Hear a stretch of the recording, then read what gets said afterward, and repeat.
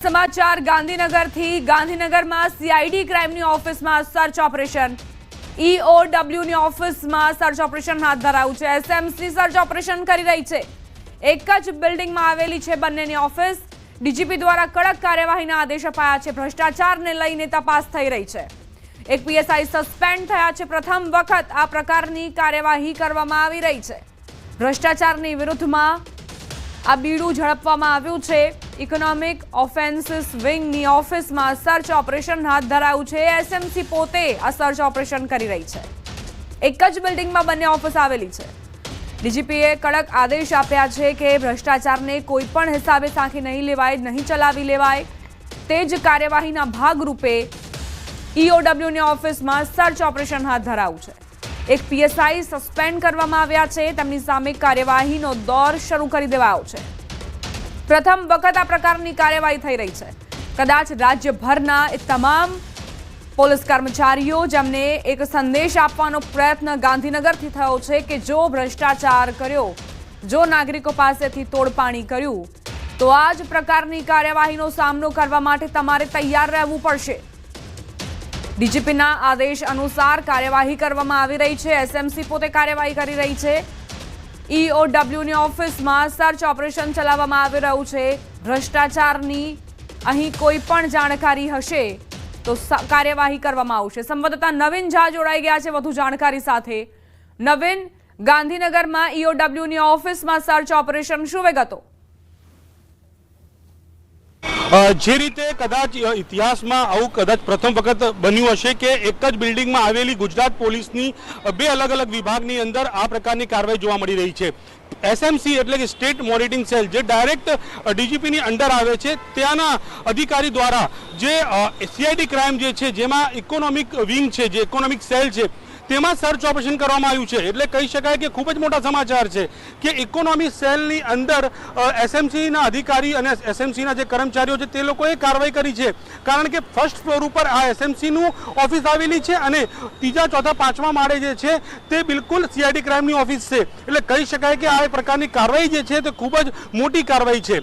હવે વિગતવાર વાત કરીએ તો ક્યાંક ને ક્યાંક જે માહિતી હાલ પ્રાથમિક ધોરણે મળી રહી છે કે ઇકોનોમિક સેલની અંદર એક પીએસઆઈ દ્વારા આ એક ફરિયાદી પાસેથી પૈસાનો જે વ્યવહાર હતો તે કરવામાં આવ્યો હતો। તે પૈસાના વ્યવહારને લઈને આ ફરિયાદ જે છે તે ઉપર સુધી પહોંચી હતી અને તેની ખૂબ જ ગંભીર નોંધ લેવામાં આવી। ગંભીર નોંધ લીધા બાદ જે છે ડીજીપીએ આદેશ આપ્યા હોય અને ત્યારબાદ આ એક કાર્યવાહી થઈ છે જેમાં એક પીએસઆઈ જે છે, અત્યારે અમને ઇનિશિયલ જે નામ પૂરું નથી મળી રહ્યું પરંતુ સિસોદિયા કરીને કોઈ પીએસઆઈ છે એ પ્રકારની માહિતી સામે આવી રહી છે।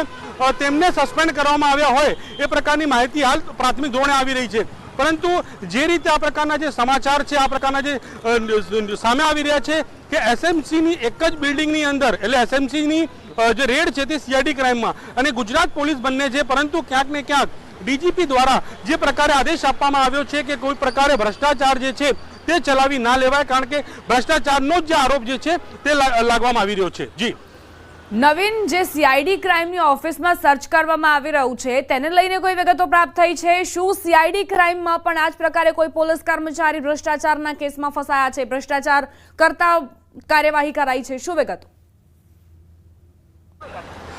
બિલકુલ એસએમસી દ્વારા જ દરોડા પાડવામાં આવ્યા, સર્ચ ઓપરેશન કરવામાં આવ્યા છે। એસએમસી જે છે તે બિલકુલ ડીજીપીની અંડરમાં આવતી એક જે ટીમ છે અને બિલકુલ અત્યારે એસએમસીનો જે રીતે જે ગેરકાયદેસર પ્રવૃત્તિમાં તે કાર્યવાહી કરી રહી છે તો તે લોકોને ડીજીપીને જે કમ્પ્લેન મળી હતી અથવા જે ઉચ્ચ અધિકારીઓને જે ફરિયાદ મળી હતી કે સીઆઈડી ક્રાઇમની જે ઇકોનોમિક સેલ છે જે ત્રીજા, ચોથા માળે આવેલી છે ત્યાં જે ભ્રષ્ટાચારનો આરોપ લાગ્યો હતો અને ભ્રષ્ટાચારનો જે આરોપ હતો તેમાં રૂપિયાની લેતી દેતીની વાત છે। હાલ જે પ્રાથમિક માહિતી અમારી પાસે આવી રહી છે કે રૂપિયાની લેતી દેતીનો આખો મામલો છે જેની અંદર જે સસ્પેન્ડ કરવામાં આવ્યા છે પીએસઆઈને અને જે ઓફિસ છે પીએસઆઈની તેની ઓફિસની અંદર હાલ સર્ચ ઓપરેશન જે છે તે ચાલી રહ્યું છે। તેની પાસેથી અલગ અલગ જે કાગળો છે, દસ્તાવેજો છે, જે કેસને લગતા જે પણ કાગળો છે અથવા અન્ય વસ્તુઓ છે તે તપાસ કરવામાં આવી રહી છે અને ત્યારબાદ તેમની પૂછપરછ પણ કરવામાં આવી શકે છે કે આ કેસની અંદર કોઈ અન્ય અધિકારી, જે ઉચ્ચ અધિકારી અથવા પીઆઈ કક્ષાના અધિકારી કે અન્ય જે કોની કોઈ સંડોવણી છે કે કેમ તે તમામ દિશાઓમાં તપાસ કરવામાં આવશે અને ત્યારબાદ જ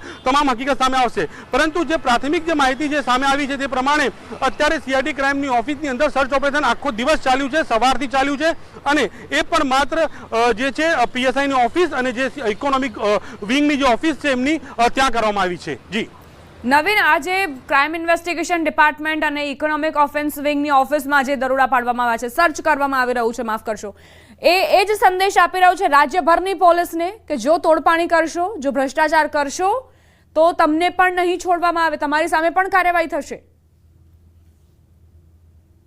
બિલકુલ, ભ્રષ્ટાચાર માટે એન્ટી કરપ્શન બ્યુરોની એક ટીમ છે, પરંતુ જે રીતે ડીજીપી બિલકુલ કડક જે એમના કહી શકાય કે જે આ કાર્યવાહી કરવાના આદેશ આપ્યા છે, કારણ કે અત્યારે આ સમગ્ર ઘટના જે બની રહી છે તેમાં આખા પોલીસ બેડામાં ચર્ચાનો વિષય બન્યો છે, કારણ કે એક જ બિલ્ડિંગમાં બંને ઓફિસ આવેલી છે અને ગુજરાત પોલીસ જે છે તે ગુજરાત પોલીસ સામે બની શકે કોઈ એવી ઘટના બની હોય અને તપાસ સોંપવામાં આવી હોય અને તપાસ કરે તો એક દેખાવી આવે છે, પરંતુ બિલકુલ એક જ બિલ્ડિંગની અંદર ઓફિસ હોય અને એક જ બિલ્ડિંગની અંદર જે સીઆઈડી ક્રાઇમ બેસતું હોય અને સીઆઈડી ક્રાઇમ પણ એક મોટી વિભાગ છે જેમાં અલગ અલગ જે છે પાર્ટ આવેલા છે, જેમાં ઇકોનોમિક વિંગની અંદર દરોડા પાડવું, તો ડીજીપીએ સ્પષ્ટ આદેશ આપી દીધો છે કે આ ભ્રષ્ટાચારને લઈને કંઈ પણ વસ્તુ ચલાવી લેવાય નહીં, એ સ્પષ્ટ દેખાઈ આવે છે, કારણ કે ઇકોનોમિક વિંગ જે છે તે રૂપિયાની લગતી અને ફ્રોડને લાગતો જે પણ વિષય હોય છે તેને જોતું હોય છે અને માત્ર એક જિલ્લા નહીં પરંતુ જે ગુજરાતના હાલ 33 જિલ્લાઓ છે તે તમામ જિલ્લાઓ માંથી આ જે છે તે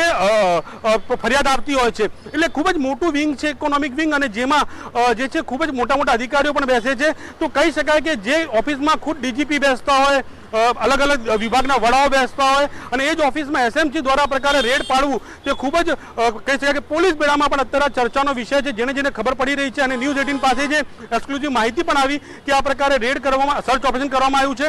તો અમે પણ કન્ફર્મ કરવાની કોશિશ કરી ત્યારે ખબર પડી કે આ ભ્રષ્ટાચારને લગતું એક આખો મામલો છે અને જેમાં જે છે તે પીએસઆઈ સામે આ હાલ કાર્યવાહી કરવામાં આવી રહી છે. જી નવીન, કેટલા સમયનો હજુ સમયગાળો લાગશે, કારણ કે આજે સર્ચ ઓપરેશન સવારથી ચાલી રહ્યું છે, હજુ પણ યથાવત છે, શું કાલનો દિવસ દરમિયાન પણ આ સર્ચ ઓપરેશન યથાવત રહેશે?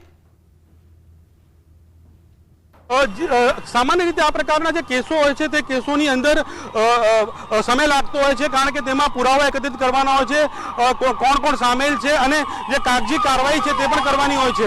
એટલે કહી શકાય કે અત્યારે જે છે તે આજે પણ સર્ચ ઓપરેશન હાથ ધરવામાં આવ્યું, તે ડોક્યુમેન્ટ કબજે કરવામાં આવશે અને તે ડોક્યુમેન્ટને વેરીફાઈ કરવામાં આવશે કે આ સિવાય બીજા કોઈ સામેલ છે કે કેમ, કઈ રીતે પૈસા લીધા છે, કોણ સામેલ છે, એ તમામ દિશાઓમાં જે છે તપાસ કરવામાં આવી શકે છે. જી આભાર નવીન, જાણકારી આપવા માટે.